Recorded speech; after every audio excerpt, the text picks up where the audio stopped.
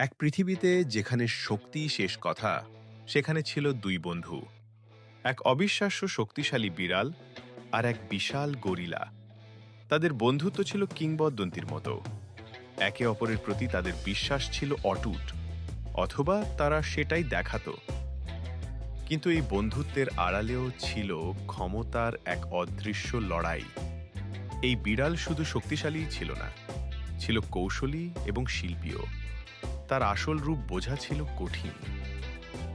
কিন্তু জঙ্গলের শান্ত জীবনে হঠাৎ করেই ঝড় উঠল। শহরে চলে এলো গরিলার কুখ্যাত বাইকার গ্যাং। তাদের উদ্দেশ্য ছিল একটাই, পুরো জঙ্গলের দখল নেওয়া। শুরু হলো এক অসম লড়াই। একদিকে একা বিড়াল, অন্যদিকে পুরো গ্যাং। কিন্তু সংখ্যার কাছে কখনো কখনো কৌশলও হার মানে। আমাদের নায়ক ধরা পড়ে গেল শত্রুর হাতে।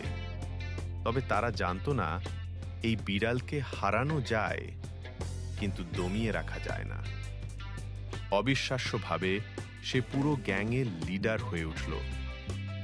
কিন্তু এই গল্পের আসল নায়ক ছিল পর্দার আড়ালে, যার বুদ্ধি ছিল পারমাণবিক বোমার চেয়েও শক্তিশালী। সে তৈরি করছিল এমন এক জিনিস যা বদলে দেবে ক্ষমতার সব হিসাব। তার আবিষ্কার ছিল সাধারণ, কিন্তু অসাধারণ।